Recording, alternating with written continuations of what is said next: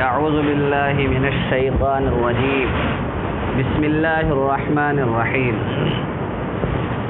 قل تعالوا أتل ما حرم ربكم عليكم ألا تشركوا به شيئا وبالوالدين إحسانا ولا تقتلوا أولادكم من إملاق نحن نرزقكم وإياهم ولا تقربوا الفواحش ما ظهر منها وما بطن ولا تقتلوا النفس التي حرم الله إلا بالحق ذلكم وصاكم به لعلكم تعقلون ولا تقربوا مال اليتيم إلا بالتي هي أحسن حتى يبلغ أشده وأوفوا الكيل والميزان بالقسط لا نكلف نفسا إلا وسعها وإذا قلتم فاعدلوا ولو كان ذا قربى وبعهد الله أوفوا ذلكم وصاكم به لعلكم تذكرون وأن هذا صراطي مستقيما فاتبعوه ولا تتبعوا السبل فتفرق بكم عن سبيله ذلكم وصاكم به لعلكم تتقون صدق اللہ العظیم۔ یہ چند آیتیں پڑھی گئی ہیں، ان آیتوں میں اللہ تبارک و تعالی نے صراط مستقیم کے چند ارکان کو بیان فرمایا ہے۔ اس میں سے سب سے پہلا رکن بیان کیا کہ بندہ ایمان اور توحید پر قائم رہے، شرک و کفر اور اس کی تمام قسموں سے بچتا رہے۔ صراط مستقیم کا دوسرا رکن بیان فرمایا وبالوالدین احسانا، کہ ماں باپ کے ساتھ حسن سلوک اور اچھا برتاؤ کرے۔ ولا تقتلوا اولادکم من املاق، تیسرا رکن بتایا کہ بچوں کو بلا وجہ قتل نہ کرے، جیسے کہ زمانے جاہلیت کا دستور تھا۔ اب اس زمانے میں نئے نئے طریقے سے بچوں کو قتل کیا جاتا ہے، وہ تمام شکلیں منع ہیں۔ اس کے بعد چوتھا رکن بیان فرمایا ولا تقربوا الفواحش ما ظہر منها وما بطن، کہ گناہوں کے کام نہ کرے آدمی، چاہے کھلم کھلا ہو چاہے چھپ کر ہو، کسی بھی طریقے سے کسی بھی قسم کے گناہ کے کام نہ کرے۔ اس کے بعد پانچواں رکن بیان فرمایا ولا تقتلوا النفس التي حرم الله الا بالحق، کہ کسی بھی شخص کو ناحق اور بلا وجہ خامخواہ قتل نہ کرے۔ اس کے بعد چھٹا رکن بیان فرمایا ولا تقربوا مال اليتيم الا بالتي هي احسن حتى يبلغ اشده، کہ یتیموں کے مال کا نگراں اور سرپرست اور ذمہ دار بنے، یتیموں کا سرپرست اور ذمہ دار بنے تو وہ یتیموں کے مال کو ضائع نہ کرے، یتیموں کا مال ہڑپ نہ کر لے، یتیموں کا مال کھا نہ جائے، اس کا مالک خود نہ بن بیٹھے۔ اس کے بعد ساتواں رکن بیان فرمایا وَأَوْفُوا الْكَيْلَ وَالْمِيزَانَ بِالْقِسْطِ، کہ ناپ اور تول کو صحیح طریقے سے کیا کرے، جب ناپ کر کسی کو دے تو پورا ناپ کر دے، اور کسی کو تول کر دے تو پورا تول کر دے، ایسا نہ ہو کہ 1 کلو کے نام سے بیچے اور 900 گرام دے، ایسا نہیں ہونا چاہیے، ورنہ پھر اللہ تبارک و تعالی کی طرف سے زبردست پکڑ ہوگی اور وہ صراط مستقیم پر بھی نہیں ہوگا۔ اس کے بعد آٹھواں رکن اللہ تبارک و تعالی نے بیان فرمایا وَإِذَا قُلْتُمْ فَعْدِلُوا، ان ابھی تک 7 ارکان کی وضاحت ہو گئی ہے، اب آٹھواں رکن ہے وَإِذَا قُلْتُمْ فَعْدِلُوا، کہ جب بات کہو تو حق کی کہو، وَلَوْ كَانَ ذَا قُرْبَى، اگرچہ وہ اپنا قریب ہی کیوں نہ ہو، رشتہ دار ہی کیوں نہ ہو، یعنی جب انسان بات کرے اور بولے، کہیں پر بھی بولنے کا موقع ہے تو عدل اور انصاف کی اور حق بات کرنی چاہیے، چاہے اپنے خلاف پڑے چاہے اپنے رشتہ داروں کے خلاف پڑے۔ چنانچہ قرآن نے کہا بھی ہے کہ کونوا قوامین بالقسط، کہ اللہ کے لیے انصاف قائم کرنے والے بن جاؤ، اللہ کے لیے انصاف قائم کرنے والے بن جاؤ۔ اللہ تبارک و تعالی نے یہ بھی فرمایا کہ وَلَا يَجْرِمَنَّكُمْ شَنَآنُ قَوْمٍ عَلَىٰ أَلَّا تَعْدِلُوا، کہ کسی قوم سے اگر تمہاری عداوت ہے، تمہاری دشمنی ہے، تمہارا جھگڑا ہے، تمہارا اختلاف ہے اگر اس کے ساتھ، تو یہ چیز اختلاف اور جھگڑا اور دشمنی تمہیں اس بات پہ آمادہ نہ کرے کہ تم انصاف کا ہاتھ دامن چھوڑ بیٹھو۔ دشمنی کی وجہ سے کہ اس سے میری دشمنی ہے اس لیے اب مجھے اس کے خلاف ہی بولنا ہے، ایسا نہیں ہونا چاہیے، بلکہ اعدلوا، اللہ کا حکم ہے کہ نہیں، تب بھی چاہے تمہارا دشمن ہو تمہیں حق اور انصاف کی بات ہی کہنی۔ چنانچہ مسلمانوں نے اس حکم پر بھی عمل کیا، اور اس حکم پر عمل کرنے کی وجہ سے بھی اسلام پھیلا ہے، اس حکم پر عمل کرنے کی وجہ سے بھی کیا ہے، اسلام پھیلا ہے۔ چنانچہ ایک معاملہ تھا ایک یہودی اور ایک منافق کا، ایک منافق جو بظاہر مسلمان ہو گیا تھا اور لوگوں میں مشہور کرتا پھرتا تھا کہ میں مسلمان ہوں، اس کا ایک یہودی سے کسی معاملے پر جھگڑا ہو گیا، دونوں اپنا معاملہ لے کر اللہ کے رسول صلی اللہ علیہ وسلم کے پاس آئے۔ اللہ کے رسول صلی اللہ علیہ وسلم نے جب معاملے کی تحقیق کی تو پتہ چلا کہ یہودی صحیح ہے اور اس کا دعویٰ صحیح ہے اور وہ حق پر ہے۔ اللہ کے رسول صلی اللہ علیہ وسلم نے منافق کو نہیں دیکھا کہ وہ اسلام کا دعویٰ کر رہا ہے، اس کو نہیں دیکھا، بلکہ دیکھا کہ یہودی صحیح ہے، حق پر ہے، اس کے حق میں فیصلہ سنا دیا اللہ کے نبی صلی اللہ علیہ وسلم۔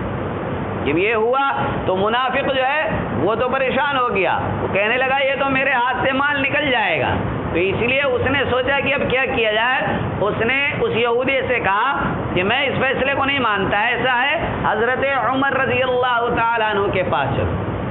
وہ سوچ رہا تھا کہ حضرت عمر رضی اللہ تعالیٰ عنہ تو کافروں کے بڑے خلاف رہتے ہیں اور بڑے ان کے دشمن بنے رہتے ہیں، اور میں تو کلمہ پڑھتا ہوں، تو اس لیے حضرت عمر میرے حق میں فیصلہ سنائیں گے، یہ یہودی ہے کافر ہے، اس کے خلاف ہی فیصلہ سنائیں گے۔ یہودی نے کہا کہ ٹھیک ہے چلو، کیونکہ اسے تو اس بات کا یقین تھا کہ عمر کیا ہے، مسلمان ہے، وہ حق بات ہی کہیں گے، عمر جو ہے وہ مسلمان ہے، حق بات ہی کہیں گے۔ اس نے کہا کہ چلو ٹھیک ہے عمر کے پاس چلو۔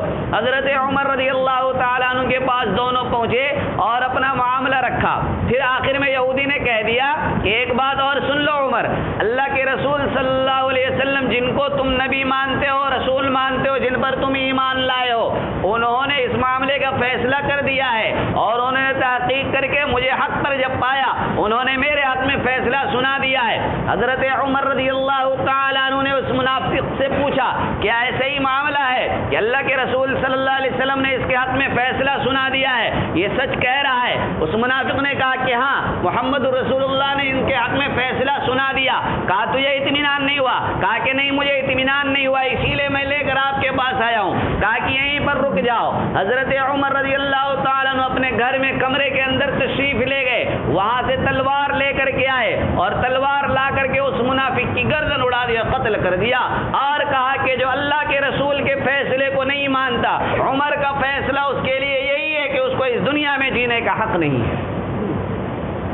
اس منافق کے بہت سارے رشتہ دار تھے، وہ سب اللہ کے رسول کے پاس پہنچ گئے اور کہا کہ عمر نے ہمارے آدمی کو قتل کر دیا، آپ ہمارے ساتھ انصاف کیجئے۔ اللہ کے رسول صلی اللہ علیہ وسلم نے معاملے کی تحقیق کی، بھائی کیا معاملہ ہے؟ حضرت عمر نے کہا کہ سن لیجئے اچھی طرح، جو اللہ کے رسول کے فیصلے کو نہیں مانتا، عمر اس کے ساتھ ایسے ہی کیا کرے گا۔ اللہ تبارک و تعالی نے پھر قرآن کی آیت بھی اتار دی کہ ایسا ہو ہی نہیں سکتا، اور کسی کا ایمان کامل ہو ہی نہیں سکتا، کسی کا ایمان اس وقت تک معتبر ہو ہی نہیں سکتا جب تک کہ محمد الرسول اللہ کے فیصلے کے سامنے اپنا سر نہ جھکا دے، اور اس نے اپنا سر نہیں جھکایا، اس لیے یہ مسلمان تھا ہی نہیں، اس لیے اس کے اندر ایمان تھا ہی نہیں، اس کا ایمان معتبر تھا ہی نہیں، تو عمر نے جو کیا ہے بالکل صحیح کیا ہے، حق پر چلا کرتے تھے، یہ نہیں دیکھتے تھے کہ کون مسلمان ہے اور کون کافر ہے۔ چنانچہ کاندلے کا بہت ہی مشہور واقعہ ہے کہ وہاں پر ایک زمین کے بارے میں جھگڑا ہو گیا، ہندوؤں کا دعویٰ تھا کہ یہ زمین ہماری ہے، ہم یہاں پر اپنا مندر بنائیں گے، مسلمانوں کا دعویٰ تھا کہ یہ زمین ہماری ہے اور ہم یہاں پر مسجد بنائیں گے۔ لوگوں نے سوچا کہ یہ تو عجیب و غریب معاملہ ہو گیا، جھگڑا ہو گیا، تو لوگ اپنا مقدمہ لے کر عدالت میں گئے۔ اس وقت انگریزوں کا زمانہ تھا، تو انگریزوں کی عدالت میں اپنا مقدمہ لے کر گئے کہ فیصلہ ہو جائے عدالت سے، جس کے حق میں فیصلہ ہوگا بس وہی اپنا جو چاہے گا کرے گا، جب زمین اس کی ہو جائے گی وہ جو چاہے کرے گا۔ وہاں پر جب پہنچے تو جب جج نے دیکھا کہ یہاں تو مندر مسجد کا معاملہ چل رہا ہے، کیا کیا جائے، تو انہوں نے کہا کہ ایسا ہے تم لوگ کسی ایسے شخص پر راضی ہو جاؤ جس کی بات اور جس کے فیصلے کو تم لوگ مان سکو۔ عدالت تو پھر آپس میں لڑائی جھگڑا ہی ہوتا رہے گا عدالت کے فیصلے. اس لیے کوئی ایسا آدمی ڈھونڈ لو جس کے فیصلے پر تم لوگ راضی ہو جاؤ, وہ جو کہہ دے بس تم اس کی بات مان لو. ہندوؤں نے کہا کہ ہمیں ایک نام بتاتے ہیں, اور مفتی الہی بخش کاندھلوی رحمۃ اللہ علیہ تھے اس وقت, ان کا نام لے کر کے انہوں نے کہا, انہیں ہندوؤں کا نام نہیں بتایا, انہوں نے ایک مسلمان کا نام بتایا, اللہ والے تھے, بزرگ تھے, ان کا نام بتایا کہ مفتی الہی بخش کاندھلوی ہیں, ان کو بلائیے. وہ اگر کہہ دیں گے کہ یہ زمین مسجد کی ہے, ہم مسجد کے حوالے کر دیں گے, اور اگر وہ کہیں گے کہ یہ زمین ہماری ہے تو زمین ہمارے حوالے کر دی جائے. لوگ گئے اور حضرت مفتی الہی بخش کاندھلوی رحمۃ اللہ علیہ سے کہا گیا کہ آپ کو عدالت میں بلایا گیا ہے, چلیے, اور آپ کو اس معاملے میں گواہی دینی ہے.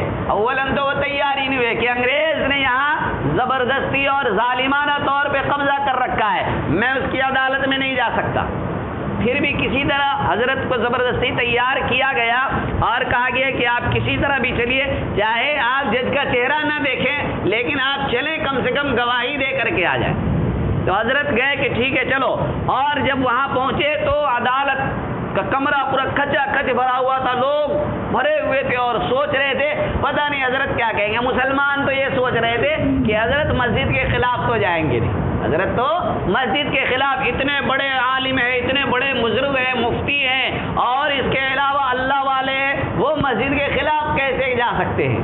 لیکن جب حضرت مفتی الہی بخش سے پوچھا گیا کہ حضرت آپ بتائیں آپ کیا کہتے ہیں اس معاملے میں, حضرت مفتی الہی بخش نے فرمایا کہ سچی اور صحیح بات یہ ہے کہ یہ زمین ہندوؤں کی ہے, ان کے حوالے کر دی جائے. حضرت نے اتنا فرمایا اور چلے گئے, حضرت نے اتنا فرمایا اور چلے گئے, ہندوؤں کے حوالے کرنے کے بارے میں کہہ کر کے چلے گئے.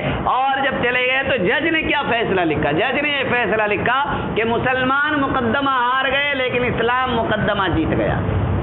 مسلمان کیا ہے, مقدمہ ہار گئے ہیں, لیکن اسلام کیا ہے, مقدمہ جیت گیا ہے. اور حضرت کے اس قول کی وجہ سے, اس کہنے کی وجہ سے, ہندوؤں کے حق میں اپنا فیصلہ سنا دینے کی وجہ سے بہت سارے ہندو وہاں پر مسلمان ہو گئے اور کہا کہ اب یہاں پر ہم ہی مسجد بنائیں گے اور اپنے ہاتھوں سے مسجد بنائیں گے. تو اس لیے اللہ تبارک و تعالی نے یہ حکم دیا مسلمانوں کو کہ وَإِذَا قُلْتُمْ فَعْدِلُوا, کہ جب بات کہو تو حق کی اور انصاف کی بات کہو. وَلَوْ كَانَ ذَا قُرْبَى, اگرچہ اپنا رشتہ دار ہی کیوں نہ ہو, اپنے رشتہ داروں کے خلاف بھی اگر بات کرنی پڑے تو بات صحیح کرنی چاہیے. اگر رشتہ داروں کو دیکھا جائے کہ وہ حق پر ہے تو ان کے مطابق بات کی جائے, اور اگر دیکھا جائے کہ وہ غلط ہے تو ان کے خلاف بات کی جائے. دشمن کو دیکھا جائے, اگر اس کی بات غلط ہے تو اس کے خلاف بات کی جائے, لیکن اگر اس کی بات صحیح ہے تو محض دشمنی کی وجہ سے اس کے خلاف بات نہ کہی جائے. بھلے ہی وہ دشمن ہے لیکن اگر وہ حق پر ہے تو اسی کے مطابق بات کی جائے اور کہا جائے کہ وہ حق پر ہے. اس کے بعد یہ اسلام کا 8واں رکن ہے کہ انسان جب بات کرے تو بالکل حق اور انصاف کی بات ہی کیا کرے. اس کے بعد وَبِعَهْدِ اللَّهِ أَوْفُوا, صراط مستقیم کا 9واں رکن جو ان آیتوں میں بیان کیا گیا, یہ 9واں رکن بھی ہے اور آخری رکن بھی ہے. وَبِعَهْدِ اللَّهِ أَوْفُوا, کہ اللہ سے جو عہد کیا ہے اس کو پورا کرو, اللہ سے جو عہد کیا ہے پورا کرو. کہ انسان نے اللہ سے عہد و پیمان کیا ہے, کلمہ اس نے پڑھا ہے کہ میں اللہ کی مانوں گا, محمد الرسول اللہ کی مانوں گا. جب اس نے کلمہ پڑھا کہ لا الہ الا اللہ, مطلب تھا اللہ جو کہے گا بس اسی کو مانوں گا. جب اس نے کلمہ پڑھا محمد الرسول اللہ, اس نے اعتراف کر لیا اور اقرار کر لیا کہ محمد جو کہیں گے وہی مانوں گا. جب اس نے اعتراف اور اقرار کر لیا ہے تو کلمے کی صورت میں اس نے اللہ سے عہد و پیمان کیا ہے, اللہ سے وعدہ کیا ہے, اور اللہ سے وعدہ کرنے کے بعد اس کو کیا کرنا چاہیے, پورا کرنا چاہیے. جب اللہ سے وعدہ کیا اس کو بھی پورا کرے, انسان سے وعدہ کرے اس کو بھی پورا کرے, کیونکہ انسانوں سے وعدہ کرنے کے بعد پورا کرنے کا حکم, اس کا حکم بھی اللہ نے خود دیا ہے. بلکہ یہ تک کہا گیا ہے کہ العدۃ دین, کہ وعدہ ایک قرض ہے. جیسے آدمی کسی سے پیسہ اور روپیہ لیتا ہے وہ قرض ہوتا ہے, اس کا ادا کرنا ضروری ہوتا ہے, ایسے ہی انسان اور مسلمان جب کسی سے وعدہ کرتا ہے تو اس کے ذمے ضروری ہوتا ہے کہ وہ اس وعدے کو پورا کرے.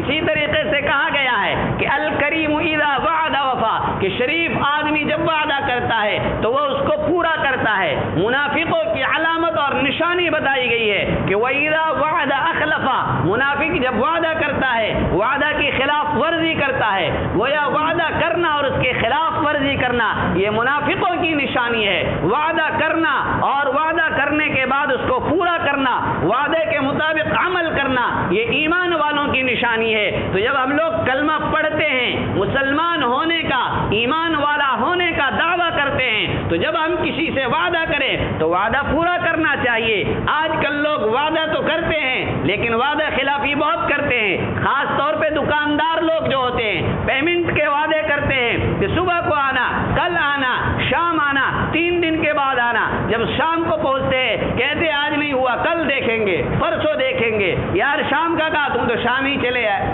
تو شام ہی چلے آئے۔ 3 دن کے بعد بلاتے ہیں، 3 دن کے بعد آیا تو بھی پیمنٹ نہیں کرتے ہیں، کہتے ابھی نہیں ہوگا، 3 دن کے بعد آنا۔ اس طریقے سے اس کو کیا کرتے رہتے ہیں؟ پریشان کرتے رہتے ہیں۔ اللہ کے نبی صلی اللہ علیہ وسلم نے فرمایا مطل الغنی ظلم، ترمذی شریف کی روایت ہے کہ اگر کوئی مالدار آدمی ہے اور وہ ٹال مٹول کرتا ہے، آدمی سے وعدہ کرتا ہے کہ میں تمہارے پیسے ادا کر دوں گا، جب وہ پیسے لینے کے لیے آتا ہے تو مطل یعنی ٹال مٹول کرتا ہے کہ کل کو دیکھوں گا، 10 دن بعد دیکھوں گا، 1 ہفتے بعد دیکھوں گا، پھر بعد میں دیکھوں گا، بعد میں آنا، اس طریقے سے ٹال مٹول کرتا ہے تو ظلم، اللہ کے رسول نے فرمایا یہ ظلم ہے۔ ظلم کے متعلق اللہ کے رسول صلی اللہ علیہ وسلم کا یہ فرمان ہے الظلم ظلمات یوم القیامہ، کہ ظلم قیامت کے دن تاریکی اور اندھیرے کی شکل میں ہوگا کہ انسان جنت کی طرف بڑھنا چاہے گا لیکن تاریکی چھا جائے گی، وہ آگے بڑھ نہیں سکے گا، جنت کا راستہ اس کو نظر نہیں آئے گا۔ اس لیے وعدہ کرے تو اس کو پورا کرے، چاہے کسی بھی قسم کا وعدہ ہو، چاہے وہ کاروبار سے متعلق وعدہ ہو، چاہے سامان سے متعلق وعدہ ہو، چاہے پیمنٹ سے متعلق وعدہ ہو، جس قسم کا بھی وعدہ ہو، اللہ سے وعدہ کرے اس کو بھی پورا کرے، بندے سے وعدہ کرے اس کو بھی پورا کرے۔ اللہ سے وعدہ کیا نماز پڑھوں گا، نماز پڑھے، اللہ سے وعدہ کیا روزہ رکھوں گا، روزہ رکھے، اللہ سے وعدہ کیا زکات دوں گا، زکات دے، اللہ سے بہت سارے وعدے اس نے کر رکھے ہیں، ان تمام وعدوں کا پورا کرنا اس کے ذمے ضروری ہے، اس کے بغیر کام نہیں چلے گا۔ اللہ کے رسول صلی اللہ علیہ وسلم نے فرمایا کہ اگر کوئی شخص کسی بندے سے، کسی انسان سے وعدہ کرے اور اس وقت اس کی نیت تھی کہ میں اس وعدے کو ضرور پورا کروں گا لیکن کوئی عذر پیش آ گیا، کوئی مجبوری پیش آ گئی، فلم یفی لموعدہ، وہ اپنے وعدے کو پورا نہیں کر سکے اس مجبوری کی وجہ سے، فلا بأس، تو اب اس پر مواخذہ نہیں ہوگا، اس پر پکڑ نہیں ہوگی، لیکن پہلے ایسی نیت ہے کہ وعدہ تو کر رہا ہوں لیکن پورا نہیں کروں گا، پہلے ایسی نیت میں کھوٹ ہے، پہلے اسے دل میں کالا پن ہے اور پہلے اسے دل میں الٹی سیدھی باتیں ہیں کہ وعدہ کر لے رہا ہوں، بس ویسے ہی وعدہ کر رہا ہوں، مجھے پورا تو کرنا نہیں ہے، ایسے آدمی گناہ کبیرہ کا ارتکاب کر رہا ہے، کیونکہ وعدہ خلافی کرنا گناہ کبیرہ بھی ہے اور منافق کی نشانی بھی ہے۔ تو ہمیں گناہ کبیرہ سے بھی بچنے کا حکم دیا گیا ہے، منافق کی نشانیوں سے بھی بچنے کا حکم دیا، جیسے منافق بننا غلط ہے ویسے منافق کی نشانی اختیار کرنا بھی کیا ہے؟ غلط ہے۔ وَبِعَهْدِ اللَّهِ يَوْفُونَ، تو یہ صراط مستقیم کا نواں بنیادی رکن تھا کہ اللہ کے عہد و پیمان کو پورا کرو۔ ذَلِكُمْ وَصَّاكُمْ بِهِ، اللہ کی طرف سے یہ تم کو حکم دیا گیا ہے، لَعَلَّكُمْ تَذَكَّرُونَ، تاکہ تم نصیحت حاصل کر لو۔ ان 9 بنیادی ارکان کو اللہ تبارک و تعالی نے بیان فرمایا۔ سب سے پہلا صراط مستقیم کا بنیادی رکن تھا کہ ایمان اور توحید پر قائم رہے، شرک اور اس کی تمام قسموں سے بچتا رہے۔ دوسرا رکن بیان کیا گیا کہ ماں باپ کے ساتھ حسن سلوک کرے۔ تیسرا رکن بیان کیا گیا کہ اپنے بچوں کو ماں کے پیٹ میں بھی قتل نہ کرے، باہر آنے کے بعد بھی اس طرح نہ کرے کہ وہ مرنے پہ مجبور ہو جائے۔ چوتھا رکن بیان کیا گیا کہ گناہ کے کام نہ کرے، چاہے کھلم کھلا ہو چاہے چھپ کرو، کسی بھی قسم کے گناہ نہ کرے۔ اس کے بعد پانچواں رکن بیان کیا گیا ولا تقتلوا النفس، کہ کسی بھی نفس کو کیا نہ کرو؟ قتل نہ کرو، کسی بھی آدمی کو قتل نہ کرو۔ اس کے بعد چھٹا رکن بیان کیا گیا کہ یتیموں کا مال ہڑپ نہ کرو، کھاؤ نہ، اس کا مالک تمہیں بننے کی ضرورت نہیں ہے، یتیموں کو ہی ان مالوں کا مالک رہنے دو۔ اس کے بعد ساتواں رکن بیان کیا گیا کہ جب ناپ تول کرو تو پورا ادا کیا کرو۔ اس کے بعد 8واں رکن بیان کیا گیا کہ جب بات کرو تو انصاف کی بات کرو، چاہے اپنے رشتہ داروں کے خلاف پڑ جائے، چاہے خود اپنے خلاف پڑ جائے، تو بھی انصاف کی بات کرے۔ اور اس کے بعد 9واں اور آخری بنیادی رکن صراط مستقیم کا بیان کیا گیا کہ وَبِعَهْدِ اللَّهِ أَوْفُوا، اللہ سے اور انسانوں سے کیے گئے وعدے کو انسان کیا کرے؟ پورا کرے۔ اس کے بعد اللہ تعالی نے فرمایا کہ وَأَنَّ هَذَا صِرَاطِي مُسْتَقِيمٌ، کہ اتنی ساری باتیں جو میں نے بیان کی ہے یہ ہے صراط مستقیم۔ یہ سب کیا ہے؟ صراط مستقیم ہے۔ تو ان باتوں کو صراط مستقیم خود اللہ تبارک و تعالی نے کہا ہے۔ ان تمام باتوں کو صراط مستقیم کس نے کہا ہے؟ خود اللہ تبارک و تعالی نے کہا۔ انسان جھگڑتا رہتا ہے کہ میں صراط مستقیم پر، میں صراط مستقیم پر، ہر طبقہ، ہر فرقہ، ہر گروہ، ہر جماعت یہ دعویٰ کرتی ہے کہ میں صراط مستقیم پر ہوں۔ بات یہ ہے کہ اللہ نے جنہیں صراط مستقیم کہا ہے ان پر ہمارا کتنا عمل ہے، ہمیں یہ دیکھنا ہے اور اس ترازو میں اپنے آپ کو تولنا ہے کہ ہم اس پر کتنے کھرے اتر رہے ہیں اور کتنے پورے اتر رہے ہیں۔ اللہ نے فرمایا وَأَنَّ هَذَا صِرَاطِي مُسْتَقِيمًا، کہ یہ ہے میرا صراط مستقیم، یہ ہے میرا سیدھا راستہ، فَاتَّبِعُوهُ، اس لیے تم لوگ کیا کرو؟ اسی پر چلتے رہو، اسی پر کیا کرو؟ چلتے رہو۔ فرمایا وَلَا تَتَّبِعُوا السُّبُلَ، دوسرے راستوں پر نہ چلو۔ جو صراط مستقیم میں نے بیان کیا ہے بس اس راستے پر چلو، جو سیدھا اور سچا راستہ میں نے بتایا ہے اس راستے پر چلو۔ وَلَا تَتَّبِعُوا السُّبُلَ، اس کے علاوہ جو دوسرے راستے ہیں ان راستوں پر نہ چلو، ورنہ کیا ہوگا؟ فَتَفَرَّقَ بِكُمْ عَنْ سَبِيلِهِ، ان دوسرے راستے پر چلو گے تو اللہ کے راستے سے الگ ہو جاؤ گے، اللہ کے راستے سے ہٹ جاؤ گے، اور اللہ کے راستے سے ہٹ جاؤ گے تو بجائے جنت میں جانے کے جہنم میں پہنچ جاؤ گے۔ اللہ تبارک و تعالی ہم سب کی اس سے حفاظت فرمائے کہ ہم صراط مستقیم کو چھوڑ دیں۔ ترمذی شریف کی حدیث ہے، اللہ کے رسول صلی اللہ علیہ وسلم نے فرمایا کہ بنی اسرائیل 72 فرقوں میں بٹ گئے تھے، بنی اسرائیل 72 فرقوں میں بٹ گئے تھے۔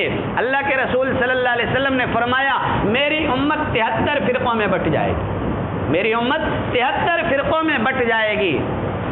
اس امت میں گویا ایک فرقہ زیادہ ہو جائے گا۔ اس حدیث کی وضاحت کرتے ہوئے امام قرطبی رحمۃ اللہ علیہ نے تفسیر قرطبی میں لکھا ہے کہ یہ ایک فرقہ جو زیادہ ہو جائے گا، اس کے بارے میں علماء کرام اور بزرگان دین کا یہ کہنا ہے کہ هذه الفرقہ التي زادت في فرق امت محمد صلی اللہ علیہ وسلم، کہ یہ فرقہ جو محمد صلی اللہ علیہ وسلم کی امت میں زیادہ ہو گیا ہے، ایک جماعت زیادہ ہو گئی ہے، ایک فرقہ زیادہ ہو گیا ہے۔ یہ کون سا فرقہ ہے؟ یہ کون سی جماعت ہے؟ علماء فرماتے ہیں، بزرگان دین کہتے ہیں، امام قرطبی نے نقل کیا ہے، ہم قوم یعادون العلماء ویبغضون الفقہاء، یہ وہ لوگ ہیں جو علماء سے عداوت اور دشمنی کریں گے، فقہاء سے بغض اور عداوت رکھیں گے۔ وہ کہیں گے علماء کو ماننے کی ضرورت نہیں ہے۔ علماء کون ہوتے ہیں؟ فقہاء کو ماننے کی ضرورت نہیں ہوتی ہے۔ یہ کون ہوتے ہیں؟ چنانچہ اپنے معاشرے میں نظر دوڑائیں اور دیکھیں، ایسے لوگوں کو سمجھیں اور پکڑیں، دیکھیں کہ کون لوگ کہتے ہیں کہ علماء کے پاس کیوں جاتے ہو، علماء کو ماننے کی کیا ضرورت ہے، فقہاء کے پاس کیوں جاتے ہو۔ امام ابو حنیفہ کون ہوتے ہیں؟ امام مالک کون ہوتے ہیں؟ امام شافعی کون ہوتے ہیں؟ امام احمد ابن حنبل کون ہوتے ہیں؟ ان کی کیوں مانیں گے؟ ہم اللہ اور اس کے رسول کی مانیں گے۔ امام قرطبی نے لکھا ہے یہی 73واں فرقہ ہے جو آپ کو علماء سے دور کرتا ہے، جو علماء سے رشتہ آپ کا کاٹتا ہے، جو فقہاء سے دور کرتا ہے، آپ کو کہتا ہے فقہاء کی بات ماننے کی ضرورت نہیں ہے،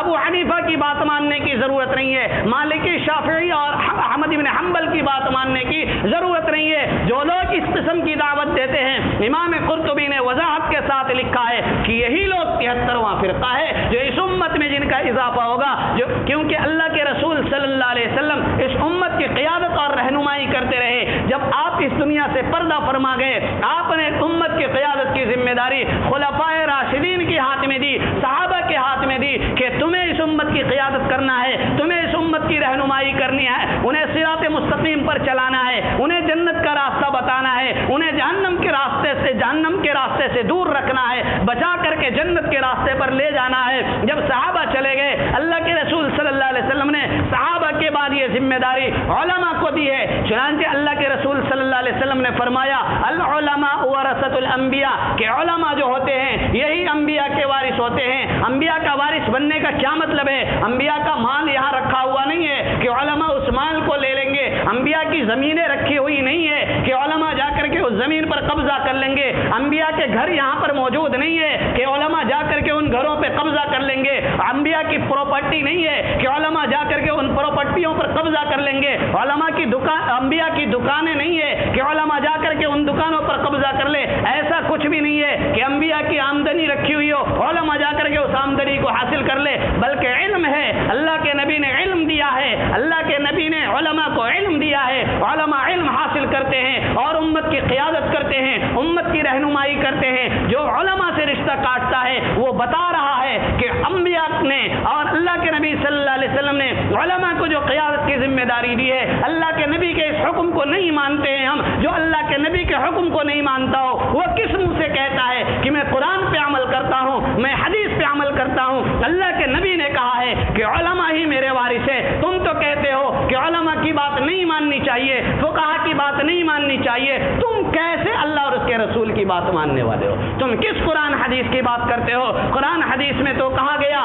فاسألوا اہل الذکر ان کنتم لا تعلمون, اگر تم نہیں جانتے جاننے والوں سے پوچھو. یہ کہا گیا ہے, اللہ کے رسول نے کہا علماء سے جا کر کے پوچھو. اور یہ کہتے ہیں علماء سے نہیں پوچھیں گے بلکہ ہر آدمی خود قرآن سمجھ لے, ہر آدمی خود قرآن سمجھ لے, ہر آدمی خود حدیث سمجھ لے. یہ کیسے ہو سکتا ہے؟ اللہ کہتا ہے, اللہ کے رسول کہتے ہیں علماء کے پاس جاؤ, علماء سے سمجھو, علماء سے پوچھو. اور یہ کہتے ہیں علماء سے پوچھنے کی ضرورت نہیں, اور پھر دعویٰ کرتے ہیں کہ ہم اللہ اور اس کے رسول کی دعوت دے رہے ہیں, ہم قرآن اور حدیث پر چل رہے ہیں. قرآن کے حکم کی خلاف ورزی کر رہے ہو, اللہ کے رسول کے حکم کو نہیں مان رہے ہو, اور کہتے ہو کہ قرآن اور حدیث پر عمل کر رہے ہیں. کس قرآن اور حدیث پر عمل ہے دوستو؟ اس لیے سمجھنے کی ضرورت ہے.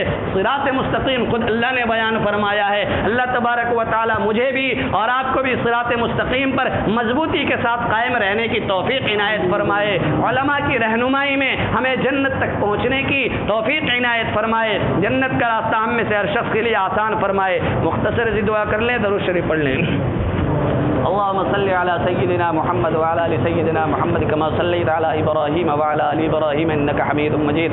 اللهم بارك على سيدنا محمد وعلى ال سيدنا محمد كما باركت على سيدنا ابراهيم وعلى ال سيدنا ابراهيم انك حميد مجيد. اللهم انت السلام ومنك السلام تباركت يا ذا الجلال والاكرام. ربنا آتنا في الدنيا حسنه وفي الاخره حسنه وقنا عذاب النار. اللهم انا نسالك الجنه ونعوذ بك من النار. اللهم انك عفو كريم تحب العفو فاعف عنا یا کریم. اے اللہ رمضان کے صدقے میں ہم سب کی بخشش فرما. اے اللہ رمضان میں نازل ہونے والے قرآن کے صدقے میں ہم سب کی بخشش فرما. اے اللہ نبی نے ہماری مغفرت کے لیے دعائیں مانگی ہیں, ان دعاؤں کے صدقے میں ہماری مغفرت فرما. اے اللہ فرشتے ہمارے لیے دعائیں مغفرت کرتے ہیں, فرشتوں کی ان دعاؤں کے صدقے میں ہماری مغفرت فرما. اے اللہ دیگر مخلوقات ہماری مغفرت کی دعائیں کرتی ہے, اے اللہ ان دعاؤں کے صدقے میں ہماری مغفرت فرما. اے اللہ ہم میں سے ہر شخص کی بخشش فرما. اے اللہ ہم میں سے ہر شخص کے لیے جنت کا راستہ آسان فرما. اے اللہ ہم میں سے ہر شخص کے لیے جہنم کا راستہ مشکل اور دشوار فرما. اے اللہ ہمارے لیے اچھے اعمال کرنا آسان فرما. اے اللہ ہر اچھا عمل کرنے کی توفیق عنایت فرما. اے اللہ ہر برے عمل سے بچنے کی توفیق عنایت فرما. اے اللہ ہر برے عمل سے بچنے کی توفیق عنایت فرما. اے اللہ دنیا کی ہر خوشی عطا فرما. اے اللہ دنیا کے ہر غم سے حفاظت فرما. اے اللہ آخرت کے ہر غم ہر پریشانی سے حفاظت فرما. اے اللہ آخرت کے ہر خوشی عنایت فرما. اے اللہ قبر کے عذاب سے ہماری حفاظت فرما. اے اللہ حشر کے عذاب سے ہماری حفاظت فرما. اے اللہ جہنم کے عذاب سے ہماری حفاظت فرما. اے اللہ قبر کے سوال و جواب کو ہمارے لیے آسان فرما. اے اللہ حشر میں حساب و کتاب کو ہمارے لیے آسان فرما. اے اللہ پل صراط کو پار کرنا ہمارے لیے آسان فرما. اے اللہ جہنم اور قبر کے عذاب سے ہم میں سے ہر شخص کی حفاظت فرما. اے اللہ بیماروں کو شفا عطا فرما. اے اللہ پریشان حال لوگوں کی پریشانیوں کو دور فرما. اے اللہ مصیبت زدہ لوگوں کی مصیبت کو دور فرما. اے اللہ صراط مستقیم پر چلنا ہمارے لیے آسان فرما. اے اللہ صراط مستقیم کو سمجھنا ہمارے لیے آسان فرما. اے اللہ علماء کی قدردانی کی توفیق عنایت فرما. اے اللہ رمضان کی قدردانی کی توفیق عنایت فرما. اے اللہ قرآن کی قدردانی کی توفیق عنایت فرما. اے اللہ قرآن کی تلاوت کا شوق ہمارے دلوں میں پیدا فرما. اے اللہ اپنی محبت ہمارے دلوں میں پیدا فرما. اے اللہ نبی صلی اللہ علیہ وسلم کی سچی محبت ہمارے دلوں میں پیدا فرما. اے اللہ صحابہ کی محبت عظمت عقیدت ہمارے دلوں میں پیدا فرما. اے اللہ بزرگان دین کی محبت عظمت عقیدت ہمارے دلوں میں پیدا فرما. اے اللہ اپنے ہر نیک بندے سے اپنا ہمیں مضبوط تعلق قائم کرنے کی توفیق عنایت فرما. اے اللہ مسلمانوں کو ہر اعتبار سے مضبوطی اور قوت عطا فرما. اے اللہ ان کے ایمان کو مضبوطی اور قوت عطا فرما. اے اللہ ان کے اعمال کو طاقتور بنا. اے اللہ ان کے اعمال کو طاقتور بنا. اے اللہ ان کو جسمانی اعتبار سے قوت عطا فرما. اے اللہ کاروباری اعتبار سے قوت عطا فرما. اے اللہ مال کے اعتبار سے قوت عطا فرما. اے اللہ مسلمانوں کے حال پر رحم فرما. اے اللہ ہماری تمام دعاؤں کو اپنے فضل و کرم قرآن کریم نبی اکرم صلی اللہ علیہ وسلم صحابہ اکرام تابعین طب تابعین تمام انبیاء کرام تمام اولیاء عظام تمام نیک بندوں خانہ کعبہ مسجد نبی مسجد اقصی رمضان المبارک اور تمام ہی باعظمت جگہوں اور اشخاص کی صدقے میں قبول فرما. وصلی اللہ تعالی علی خیر خلقہ محمد و آلہ و اصحابہ اجمعین برحمتک یا ارحم الراحمین.